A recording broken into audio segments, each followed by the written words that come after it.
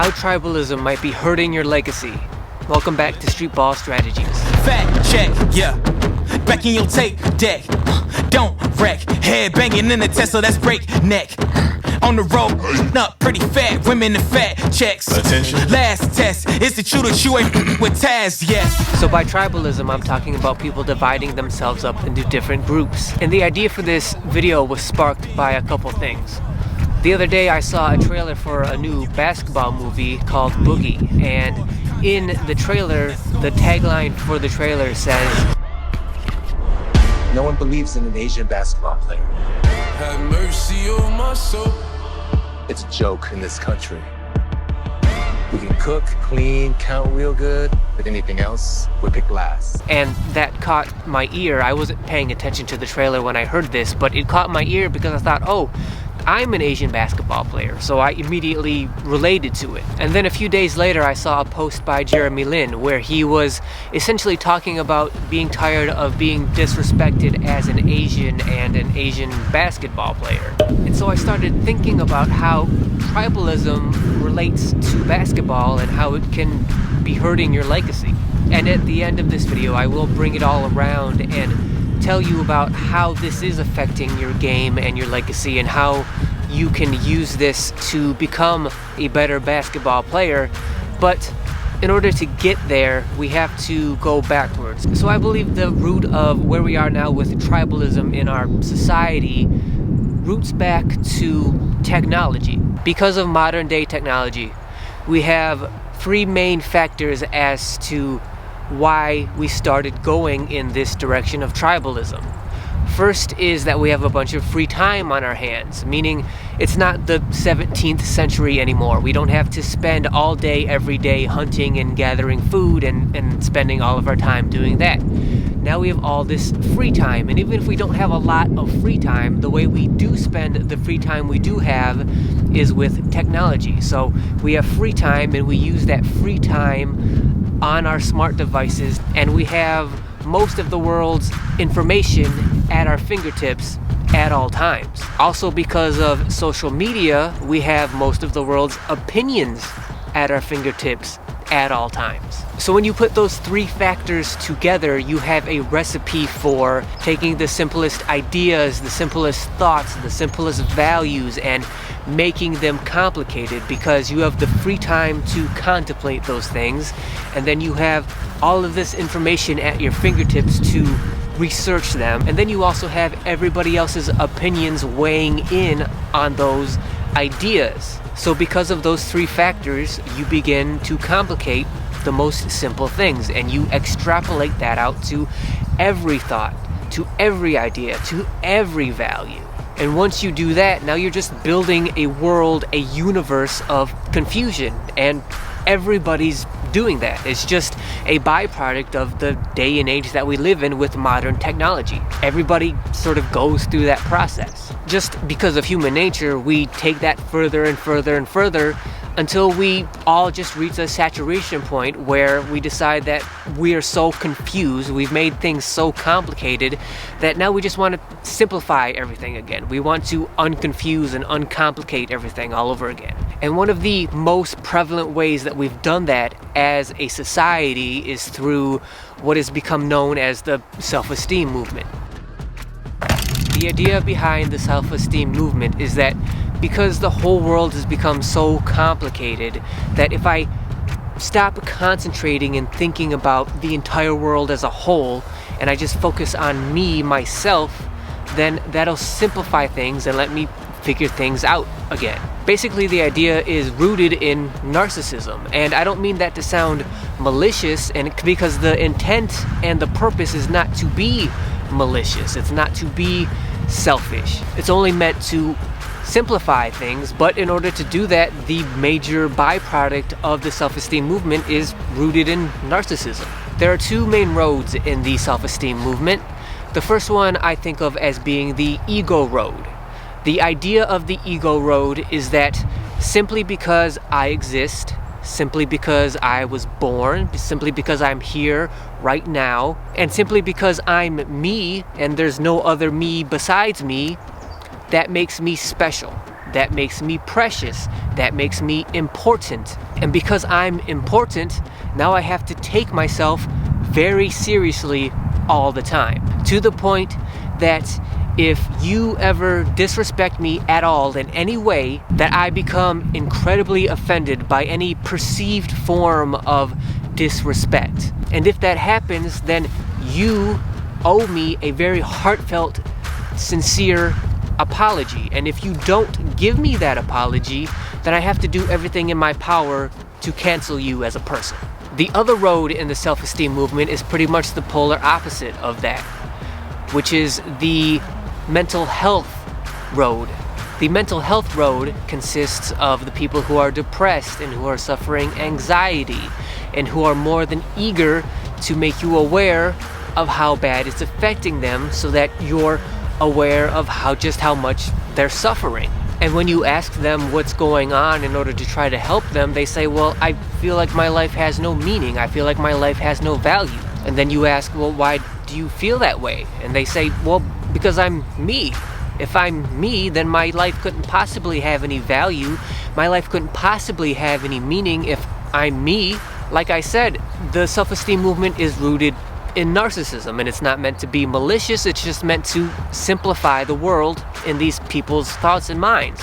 Now, these same people, not all of them, but at least some of them, think to themselves, well, how else can I simplify the world? How can I uncomplicate, unconfuse myself in this world? There are so many people, we have so many differences, people think so much differently than I do. It's so complicated, it's so confusing. What can I do about this? Well, how about we take everybody in the world, and in order to simplify things, why don't we take people and divide them into different groups? It would be daunting to deal with everybody on an individual basis. So in order to simplify that, let's divide people up into groups. That way, we don't have to deal with individual people, we just have to learn how to deal with those individual groups. And what's the easiest, the most primitive way to divide each other up into groups? Well, it's our physical appearance. How do we look? What's our skin color? So we begin to divide each other up into groups based on race and ethnicity and gender and sexual preference and culture. And to be honest, the initial reasoning for doing this, I'm not against. I do support the idea of initially being part of a group, being part of a tribe, because that teaches you how to coexist with people who have the same similarities as you have. What I'm not okay with is if the process stops there. And also because, remember, because the self-esteem movement was rooted in narcissism, now that you have evolved into tribalism, the overall idea now is that if I'm in a group, if I'm in a tribe, if I've been grouped into a certain tribe, well, now that group, that tribe, it must be super special. It must be important. It must be precious because I'm part of it. And the point is, being part of a group initially is fine, but that's not where the process should stop. You should continue to evolve as an individual person separate from that group. And because that group is not your be-all, end-all of your personality and who you are as an individual, because that's not the end of the process, because that's not the end of the line, it's only part of it, you shouldn't take it so seriously. Mainly because you didn't choose to be part of that group. The criteria for whatever group you're in is based on things like race and ethnicity and gender and sexual preference. You didn't choose any of those things. You didn't earn any of those things. You didn't achieve any of those things.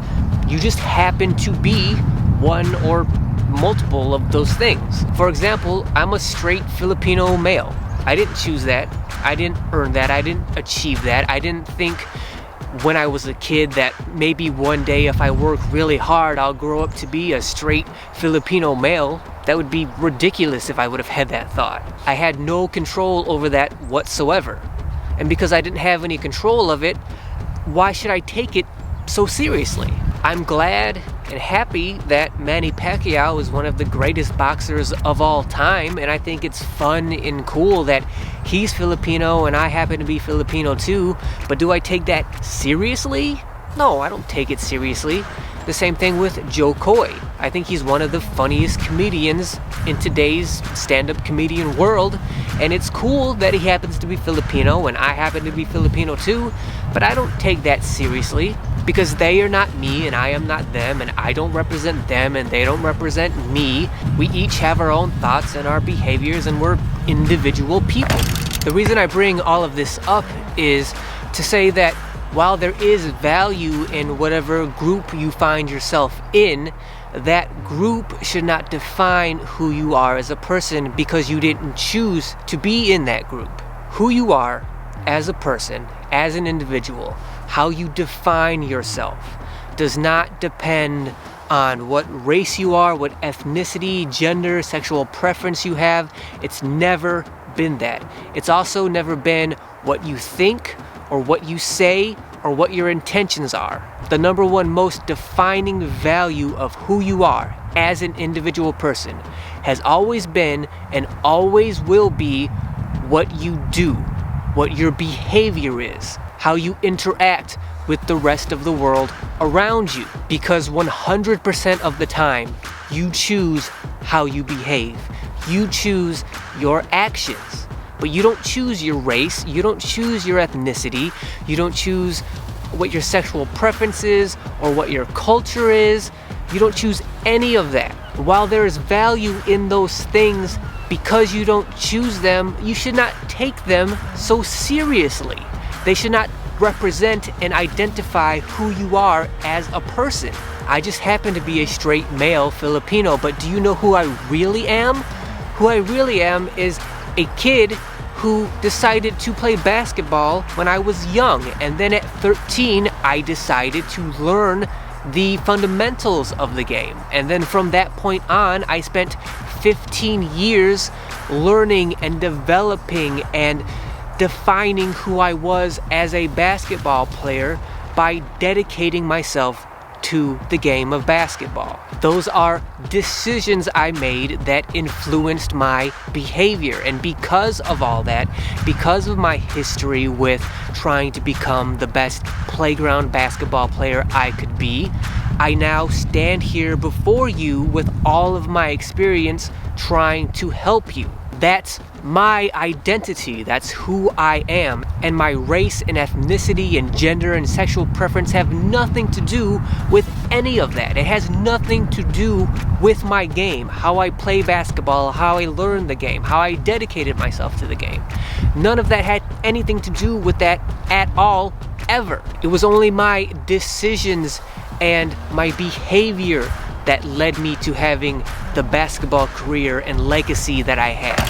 Which brings me back to the movie Boogie and Jeremy Lin's post. The fact that they're Asian and experiencing disrespect because of it.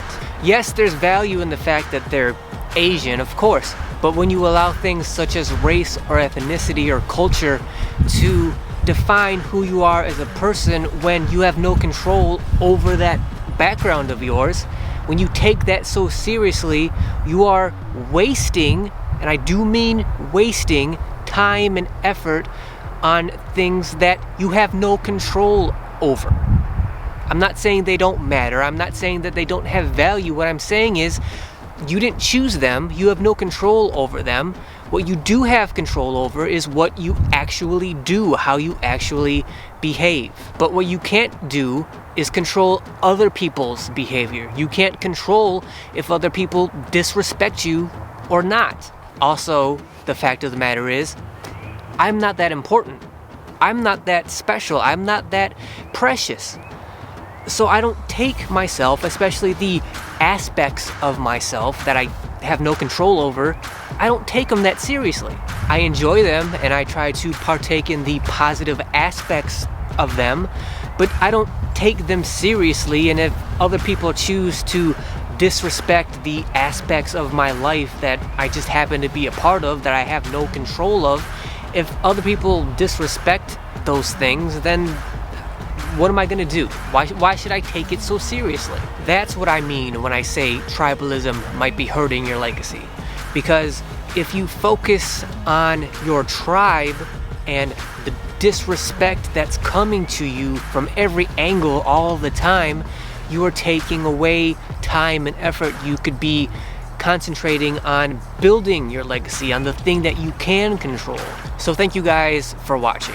I understand if people don't agree with this, it's okay. I'm not trying to start any kind of controversy or anything like that. I just hope that at least my thought process makes sense.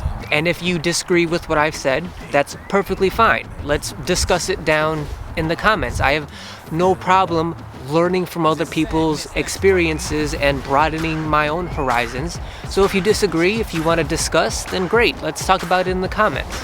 If this video did make sense, then a thumbs up would be great. And if you could subscribe to the channel, that'd be great as well. That really does help me out. While most of the videos on this channel do involve mentality and psychology and mindset, they do, most of them revolve more so around basketball than this video did. So make sure you hit that notification bell so you're notified of when those videos come out. Also, something I almost forgot to mention, which is the uploading schedule for this channel is going to change a little bit. We're still doing one video a week at least, but the main channel videos are now going to be dropping on Saturday instead of Wednesday. So thank you guys again, and I will see you guys next Saturday. This all the things I get. Need pressure, free birds,